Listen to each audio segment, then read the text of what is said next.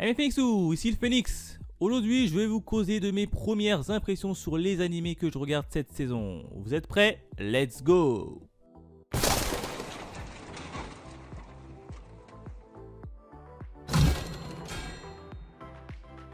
Et on démarre avec Build Divid. L'histoire se déroule dans le New Kyoto, où de nouveaux souverains est élu grâce à ses compétences de jeu de cartes. L'anime est centré sur un garçon nommé Kurabe Teruto, qui jure de vaincre le roi pour obtenir ce qu'il désire. La ville de Neo Kyoto devient alors un champ de bataille de Build Divid. C'est le nouveau Yu-Gi-Oh ça, hein Phoenix? On peut dire ça, on démarre l'animé sur un premier épisode très explicatif qui nous permet de comprendre le principe du jeu de cartes et ça c'est plutôt pas mal. Les explications n'ont pas été brouillons et ça c'est un gros plus. Côté action, on a eu le droit à un premier combat test pour mieux matérialiser le jeu en question. Point intéressant, c'est qu'a priori les utilisateurs pourront utiliser ces cartes et donc les monstres en dehors d'une arène, ce qui peut donner de vrais combats et de vrais suspens dans la vie de tous les jours. Côté personnage, le petit duo semble assez intéressant car tous les deux semblent avoir des objectifs assez similaires avec un passé mystérieux en plus. J'espère que cela nous sera dévoilé tout au long de la série. Enfin, côté graphisme et animation, c'est pas mauvais, on a le droit à un petit côté futuriste complet avec les machines et les hologrammes. Deuxième animé avec The Night Beyond the Three-Cornered Window. Ah, pas facile à dire ce titre. Nous allons suivre Mikado qui est un jeune libraire qui possède un don très particulier mais qui le terrifie car il est capable de voir les fantômes. Quant à Ryoto, c'est un exorciste qui possède des pouvoirs mais qui semble impassible face à la peur. Quand tous les deux se rencontrent afin de mettre un terme à ce que Mikado doit faire face, eh bien des choses vont changer pour les deux hommes.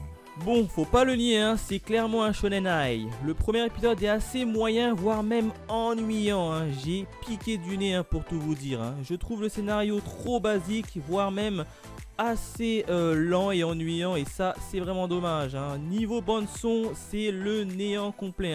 C'est d'ailleurs en partie à cause de cela que j'ai trouvé l'épisode assez ennuyant. C'est assez rare mais je pense drop cette série. Troisième animé avec The Fruit of Revolution.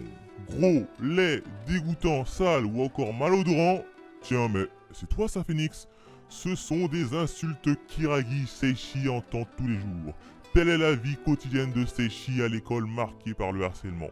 Un jour, pour une raison inconnue, une voix prétendant être Dieu lui demande de se préparer à être transporté dans un autre monde.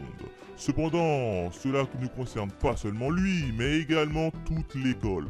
En arrivant, la première chose que Seishi mange est le fruit de l'évolution. Et ce qu'il a mangé va grandement changer sa vie. Tiens, voilà un petit isekai comme tu les aimes, Phoenix? Ouais, un petit isekai comme je les aime. Et ben voilà un premier épisode très intéressant. Alors certes, même si le scénario est assez classique et du déjà vu, je le trouve assez barge et assez marrant et ça c'est parfait. Clairement on va être dans une série un peu what the fuck et j'ai trop envie de voir la suite.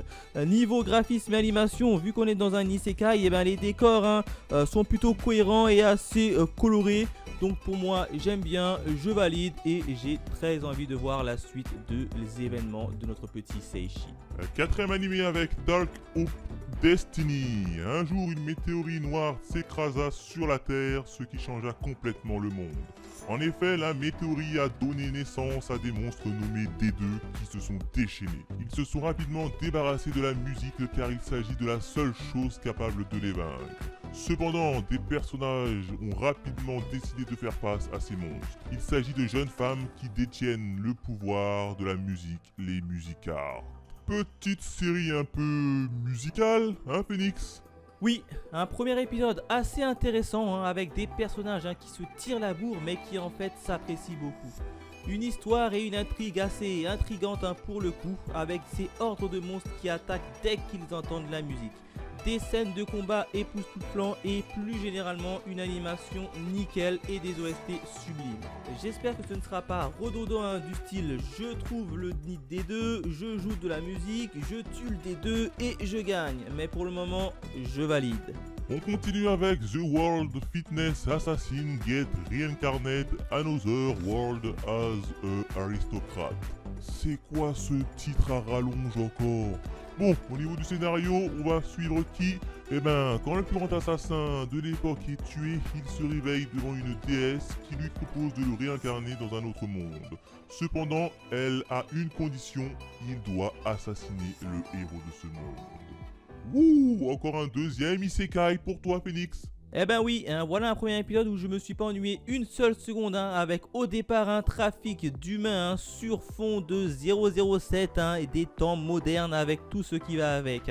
Des flingues, de la drogue, une organisation, bref, magnifique. Niveau caractère design et animation, c'est beau et c'est bien géré.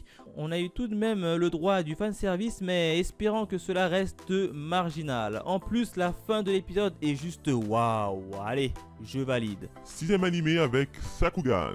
Les humains vivent entassés les uns les autres dans un endroit appelé labyrinthe, un monde souterrain. Divisé en de nombreuses colonies, le labyrinthe est connu pour les températures extrêmes mais aussi pour ses filons d'or, d'argent et d'autres richesses. Dans l'une de ces colonies, une fillette nommée Memempu, accompagnée de son père, monte à bord d'un robot de travail pour miner du minerai. Un jour, Memempu demande à son père de la laisser partir pour devenir une marqueuse, une profession similaire à la spéologie dont le taux de survie est inférieur à 5% car une mystérieuse créature rôde dans le tunnel.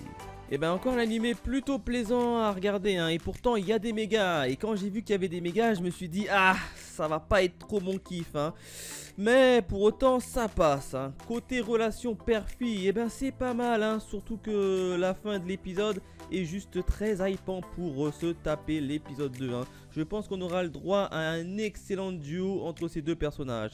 Côté graphique, c'est particulier comme style, un peu le même style que la série Kill la Kill si vous connaissez. En plus, on aura le droit à de nombreux paysages du style un peu One Piece et voyage et tout ça.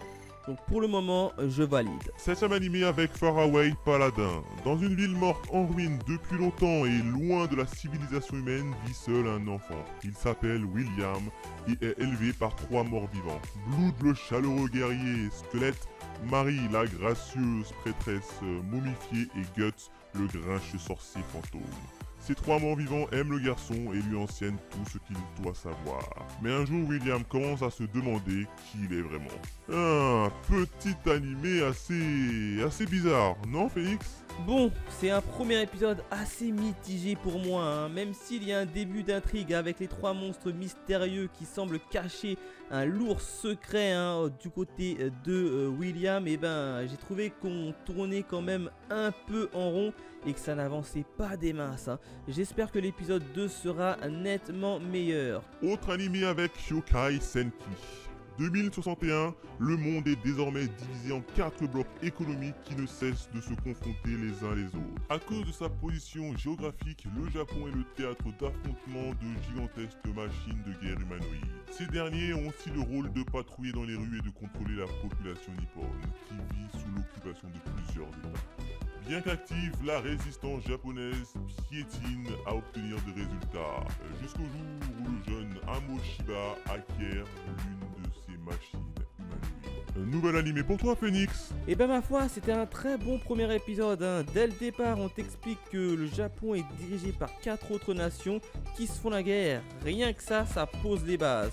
Côté animation, et ben moi qui suis pas trop fan de méga, et ben pour le coup cela ne me dérange pas. Enfin côté personnage, on aura je pense une belle amitié entre le héros et une IA, donc je valide. On continue avec le 9e animé avec Deep Inside The Lost Shield. Désolé pour mon anglais tout pété. L'histoire se déroule dans un monde infesté par le mystérieux syndrome de Rodolphe qui provoque des comas soudains.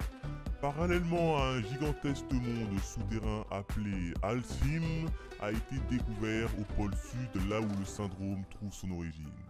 Des créatures étranges, différentes de celles de la surface, y vivent avec des richesses naturelles inconnues jusqu'alors. Pour trouver un remède au syndrome de Rodolphe et s'enrichir en pillant les données génétiques, des personnes se rendent à Alchim. Et encore un premier épisode plutôt intéressant. Déjà, on a un animé orienté Covid où les gens marchent masqués sous plainte de choper des virus qui les transforment en monstres. Côté univers, c'est assez vaste et l'intrigue semble plutôt bien marcher sur moi et ça c'est plutôt pas mal. Côté animation, eh ben ça reste assez propre pour le moment, donc je continue. Bon, celui-là, pas mal d'entre vous le connaissent. C'est parti pour Demon Slayer, le train de l'infini. Enmu, la première lune inférieure, a été chargée de tuer Kamado Tanjiro pour devenir lune supérieure et avoir plus de sang de Muzai. Pendant ce temps, Tanjiro, Zenitsu et Inosuke décident d'acheter des billets pour monter à bord du train de l'infini et ainsi rejoindre Rengoku, le pilier de la flamme. Eh ben Phoenix, c'est parti pour la saison 2, non? Bon, cette série c'est clairement l'une des 2 stars de cette saison. Et ben pour moi qui n'ai pas vu le film, c'est parfait. Je trouve ça cool qu'il la sorte en version TV. Pour le premier épisode, on s'attarde beaucoup sur le pilier de la flamme, qui est assez spécial tout de même, mais quand même j'aime bien sa personnalité. L'épisode en question était clairement un épisode pilote qui nous montre des personnages assez emblématiques comme Inosuke, mais sans trop s'attarder. J'espère qu'il y aura quand même de la baston dans ce train. Allez, je valide. 11e animé avec Mushoku Tensei, saison 2. Il s'agit de la deuxième partie ou de la saison 2 si vous préférez, où on retrouve Rudus voyageant. Enfin la série que j'attendais, où on retrouve Rudus dans toute sa splendeur, et ça c'est pas mal. Premier épisode où on continue le voyage avec un nouveau pouvoir fraîchement acquis. Côté animation c'est toujours aussi beau et fluide, je valide. 12e animé avec Platinum Hind. Mirai est un jeune homme qui a perdu toute foi à la vie depuis le jour où ses parents ont perdu la vie et qu'il fut invité à vivre chez son oncle et sa tante. Peu cordieux, ces derniers ne fait que le maltraiter et l'exploite tel un esclave. Une situation qui est des plus précaires et qui le pousse finalement à envisager le suicide. Mais le jour où il décide de passer à l'acte, Mirai est sauvé in extremis par Nas, un ange qui relève d'effroyables vérités. Voici l'animé qui a fait beaucoup parler de lui en manga. Qu'est-ce que ça vaut en animé, Phoenix? Moi qui n'a jamais été intéressé par le manga, eh ben je dois dire que j'avais peut-être tort. Un premier épisode assez bon avec un personnage aux tendances suicidaires qui se voit octroyer des pouvoirs. A priori l'histoire partira sur un bon vieux Battle Royale et ça c'est cool. Côté animation c'est propre, y a rien à dire, avec une mention spéciale aux OST et au bruitage. Hâte de voir la suite. 13e animé avec Rumble Garandol. L'histoire se déroule en 2019 où le Japon actuel est devenu Gegonku Nippon, un état patoche du Shigonku Nippon sous une censure sévère. En effet, les mangas, les animés, les idoles et toute autre culture autrefois florissante ont complètement disparu. Du moins, c'est qu'il semblait, car en effet, une organisation nommée Arabaki se prépare dans l'ombre à la rébellion. Et ben clairement, c'est un premier épisode assez plaisant. On est parti sur un animé type combat comique et ça fait plaisir. Côté personnage, et ben je trouve qu'il y a une grosse ressemblance à l'animé Kyokai Senki que je vous ai présenté un peu plus tôt, car ici on aura le droit à un duo humain-IA et en plus leur leader ressemble comme 2 gouttes d'eau à Kamina de Gurren Lagann pour ceux qui connaissent. Magnifique. Enfin l'animation est pas mauvaise donc je continue. Enfin, j'entrevois la fin, Phoenix, avec le dernier animé Tesla Node. Nous suivons le quotidien de Negoro Botan, une jeune femme qui depuis son jeune âge a été entraînée en tant que ninja afin de devenir une espionne talentueuse. Un jour, on lui donne une mission secrète pour sauver le monde de sa destruction dans laquelle elle fait équipe avec un excellent espion nommé Kurama. Ils ont pour but de récupérer le cristal Tesla, l'héritage de l'inventeur Tesla Nikola. Ainsi, ils devront faire face à des agents d'autres pays qui souhaitent eux aussi s'emparer du cristal. Nouvel animé un peu espion, Phoenix. Aïe aïe aïe aïe aïe, c'est ce que vous vous dites Eh ben oui, il y a de la 3D. Alors personnellement, ça me gêne pas trop, surtout si l'intrigue est prometteur. Et ici, c'est globalement le cas. Alors même si au niveau de l'animation, ça pêche un peu, je peux vous le reconnaître. Ça se regarde pour moi et ça se laisse regarder. En plus de ça, on a un petit côté d'intrigue sous fond de surnaturel, des fragments, un duo qui s'entend comme chien et chat. Personnellement, je valide. Voilà ce que je pourrais dire sur mes séries que je me mate actuellement en automne 2021. N'hésitez pas à me laisser dans les commentaires les animés que vous suivez, hein, votre top 3 que vous recommandiez. Tiens, dites-moi tout ça en commentaire, hein, à liker, à partager et n'oubliez pas de vous abonner pour ceux que ça intéresse. Quant à nous, on se retrouve très vite pour de nouvelles aventures. Allez, bye mes Phoenixous.